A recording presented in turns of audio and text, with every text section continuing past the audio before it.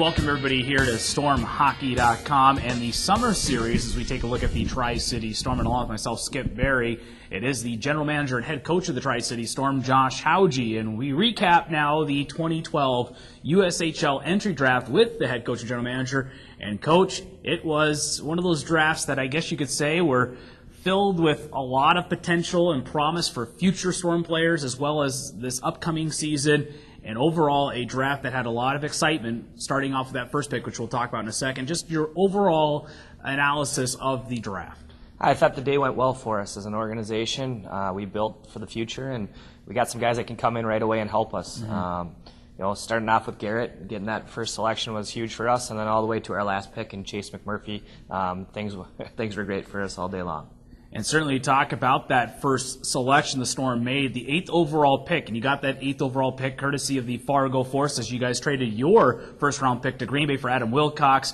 Green Bay, of course, getting that 5th overall pick. You guys, though, 3 picks later, still get a quality player. And a lot of people feel that he is a lot like Trevor Moore offensively from the Southern California area and a kid that played for the LA Junior Kings, Garrett Gamez. This is a player that boasts a ton of potential and could make an immediate impact next year. Talk about Gamez and what he brings. Well, I think you're going to get a lot of comparisons between him and Trevor. I mean, they're both from California, both going to Denver University, but they're a little bit different. I mean, Garrett's a little bit bigger, maybe a little bit more polished coming in right away just because he's not as young as when Trevor came in.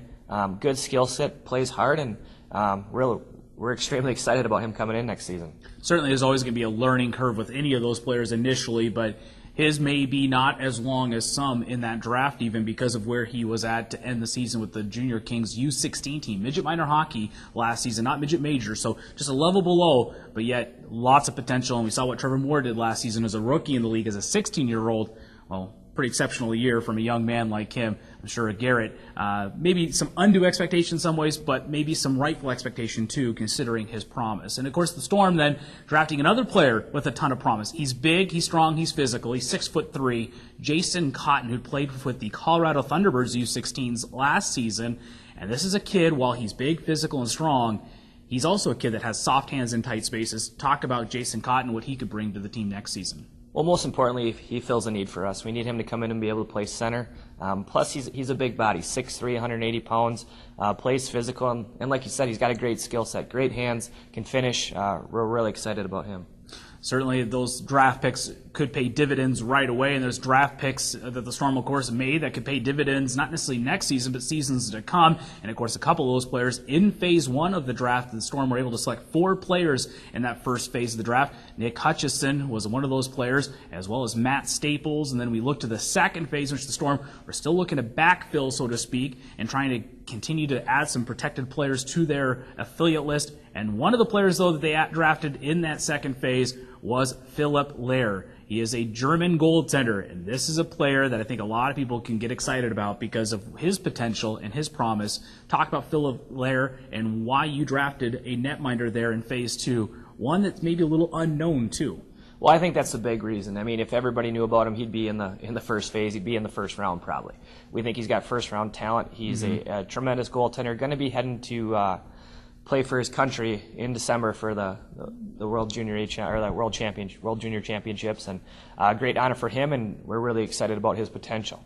And of course, Germany not necessarily known as being a hockey powerhouse right now, but considering the future of the German national team, they believe that the 95, 96, and even the 97s are supposed to be some of the best players to come out of Germany and likely to play in the NHL as well. There's a lot of promise to that German national team in the future, and we'll see what their future goaltender could possibly be in Philipp Lehr, as he'll be playing hopefully here next season with the Tri-City Storm. And first glance at him, of course, at the June main camp. One of the players the Storm drafted wasn't necessarily a player that most fans would be scratching their head at in the sense of, wait, who is that player?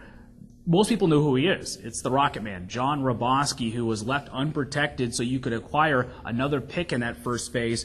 A calculated risk. If you did not, of course, were not able to draft him in the second phase, another team would get to him. You would not have, of course, gotten anything in return for John Raboski. I guess just talk about leaving him unprotected, trying to get that extra pick in Phase 1, and why taking that calculated risk that could still work out considering how good John Raboski was last season.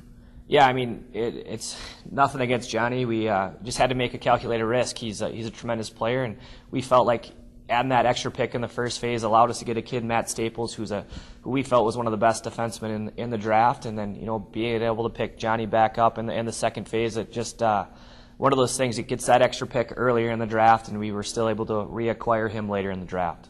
And of course, the Fargo Force did that about a couple seasons ago. That would have been with their captain, Chad Demers.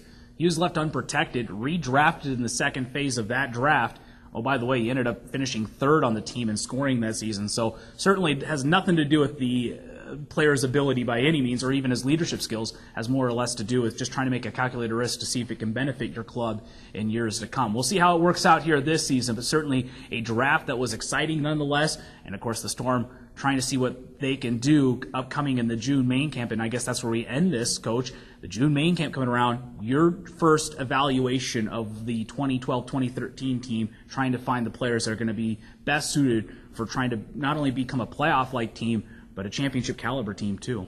Yeah, this is going to be my first time running a camp in Vegas, and this is what we do it, or why we do it. I mean, we're just thrilled about this opportunity and the guys that we've picked up in the futures draft and now this draft along with our veterans. It's going to be a great camp. It's going to be tough to make the decisions, but there's going to be a ton of talent there, and there's going to be some free agents there as well that have a shot to make our team. It's going to be a lot of fun. Seems like there's always that surprising free agent that somehow makes the Tri-City Storm out of nowhere. Well, one of which used to be a broadcaster with me, Simone Denis. Oh, by the way, he was competing in the national championship game with Ferris State. Not expected to make a roster, so just goes to show that free agents are sometimes the best pickups upcoming in the main camp as well. Well, certainly we'll have updates throughout the rest of the summer here at stormhockey.com. My thanks to Coach Hauge for his time here this morning. And, of course, you can look for the latest updates as well as the full draft details at stormhockey.com. For now, we say happy hockey, everyone.